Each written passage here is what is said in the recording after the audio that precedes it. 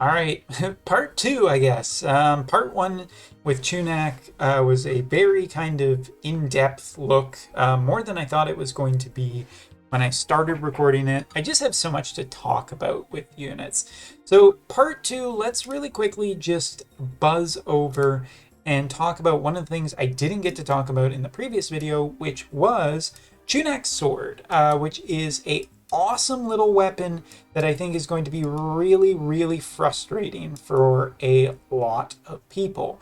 Because Chunack's sword is, first of all, absolutely amazing design. Love it. And has three different versions, aim, assault, and magic. And wouldn't you know it, this is, like, if you just look at this sword on its own, if we were just crafting a +5 version of this sword. So we already have 11 recipes. That's not enough to do it quite yet. Let's take a look at what we would really need to get there.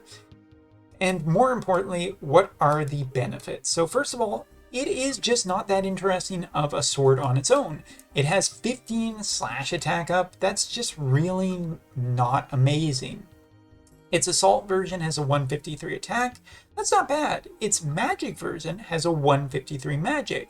Now that's kind of interesting. Both of these end up with about 15 critical, and the aim version does have 12 accuracy. Now this can be equipped by multiple different jobs, but as we've seen on the JB side recently, there are starting to become more benefits for having effectively a like newer pieces of equipment to compare or compete with 6 stars as well as TMR rune equipment. And wouldn't you know it, this thing is pretty nuts. So certain jobs, the jobs that you can see listed here, such as Paladin, Spellblade, Knight, I do believe that's Soldier in the top left, Red Mage, Spellblade, and Fencer all get the following benefits. So first of all, elemental attack increase by, I want to say it's 15, but I do believe, I thought I saw earlier that it was a little bit higher, but I do think it is 15. Increased acquired AP by 30% and a 30% chance that the counter does not activate. Now, this is not a water blade. This is an everything blade, and really interestingly, it fits just quite an interesting number of characters for a lot of different reasons.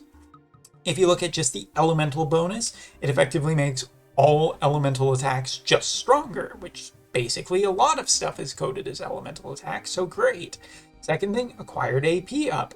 Like, honestly, it's one of the reasons why I've been running, what's it called? Like the light AP cost down, the Cecil sword on specifically Engelbert, just because he needs more AP and I don't really want to equip bells on him. 30% chance counter doesn't activate. Like, all of this is really interesting. Fencer is a newer job that can potentially benefit from this. Red Mage is kind of interesting. Spellblade, there aren't really too many main Spellblade jobs.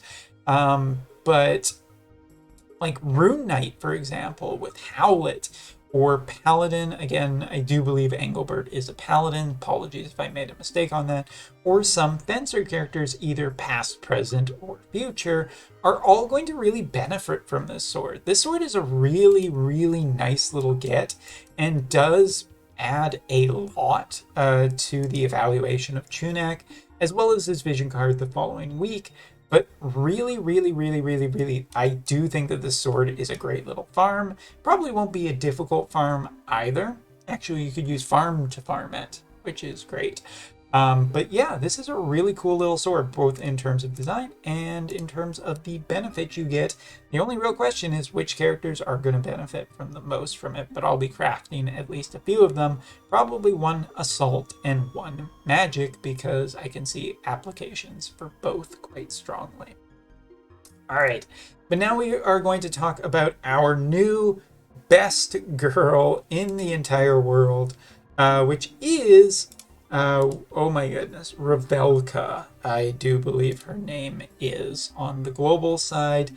And what a fantastic little unit. Again, this is just continuing on the trend of fantastic small tier units that are, not necessarily super expensive. You get the first copy for free kind of thing. And wow, like honestly, like let's just take a look at what her stats are in a generally okay fire elemental party that is not built towards magic. Like, alright, so first of all, 6,000 HP. She's a mid-tier character. This is pretty much expected. And yes, she does have a lot of equipment here that is really, really pushing her magic stat up. She has 219 AP, 217 TP. Magic is 1,700, 14 defense, 20 spirit with current equipment, 97 speed, 365 dexterity, and 264 luck. Luck being the operative stat that just kind of got pooped on here. But interestingly, we have shooting resistance, magic resistance, and punching resistance. Overall, nice little combination. Really nothing to complain about at all. And this is one of the most notable things of the entire thing here, is her TMR, which is the first TMR glove. 118 magic, 66 HP, and 8 critical rate. But as we all know, runes are a thing, so this is definitely going to be a thing with this. And it has spirit penetration as an ability on it. Oh, man, I am actually just, wow. A great little thing. Like, this is what Energists have kind of been wanting. Not like we are overburdened or overwhelmed in the number of Energists that are currently available, but just honestly really great to see this here, because we can boost this up, and I can think of at least one other Energist who's going to be very happy to see it, and he's totally relevant on the JP conversation. So yeah, Energist, Kodadama wielder, and White Mage, much like Cyrell on the global side for globalers who are curious about how to obtain this character and everything like that. She comes with most of the best stuff you would expect from an Energist, as well as all the other things. So White Mage comes with Dispel All Ailments, Asuna, Restore HP abilities. She can grant Shell, and she actually does have Raise in her kit. She does not have a Rise, but Raise is potentially even interesting enough, especially for a guild war. Could be that she's just going to be a decent little healer, though, with Energist, they're always primarily focused on dealing damages. So thankfully, there is Kodadama wielder, or Messenger, which has the move and jump increase, 100% hit chance ability, the chance to apply confusion, move to a unit panel, stun, and last but not least, increase magic attack for herself, for allies, as well as increasing spirit penetration. So great. I actually really happy overall. Like, I think you can run White Mage if you want just a backup healer, and you need access to it quite nicely, because Raise is a good ability to have in there. Not, re-raise or anything, but still good.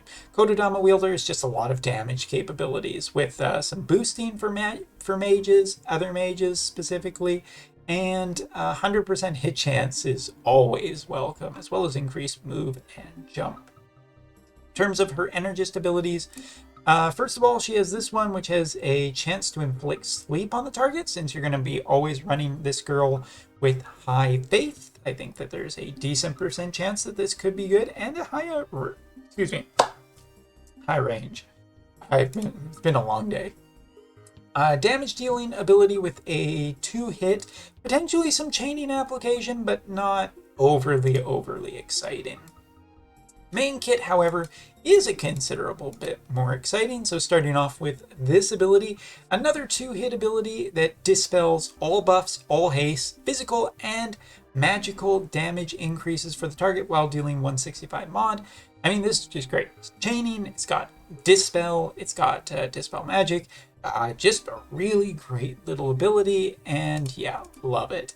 Other than that, she also has, where is it? It's weird how this is organized. 100% hit chance ability. She has 4 uses of this, 165 mod, and decreases Missile and magic resistance. This is one of her upgraded abilities into EX. Interesting to decrease the missile and magic resistance. Setia's new friend, maybe? Don't know. But yeah, great little combination. And limited guild war. Her plus Setia and Lord Mont. If it's a 250 unit cost, that perfectly works out. And that could be a really, really powerful defensive team. Interesting. Thankfully, she also has the reduces physical damage barrier. She has the high damage dealing directly in front of her attack. That one. Move the unit panel, as well as debuff increased debuff resistance, and so on and so forth, just like what you would expect from an Energist. And I'm quite happy overall because, of course, she has the support skill that increases agility, magic, and dexterity. From there, she can increase spirit and ice resistance with some of her supports, or just increase her overall magic power, and it ends up being a pretty strong statted unit. Just like previous Energists, pretty kind of glass cannony, but has some support skills to potentially keep her alive. So while we're checking this out, there isn't too much I really want to say about the overall evaluation of this unit. You just look at this unit and she's just generally pretty well statted and a good amount of resistance. Throwing her on a fire team with really, really strong vision cards are pretty nice. And if you're one of those people who ended up with, the Terra vision card, if you're one of those people at Setia, there's a lot of practical application for limited guild war of those two units plus Mont, and just kind of squeaking in under that cost restriction and being able to get some damage out. It's pretty nice. I mean, this is a free character too, and I know, it's very easy to be pro free characters, but there's probably a reason for that in a gacha game. I like this unit a lot, thinking that she has just a lot of flexibility. I think she'll be good in selection quests, definitely, for how much damage she's capable of doing. Just look here, and she killed that bird.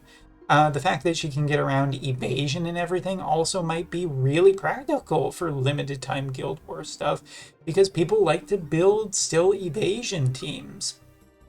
And if you think of potentially a TMR built accurate Setia, TMR strong powered or defensive capability even, TMR for this girl with her new TMR fist, there's a lot that we can talk about here in terms of what's interest. I think that this character is just great. Absolutely.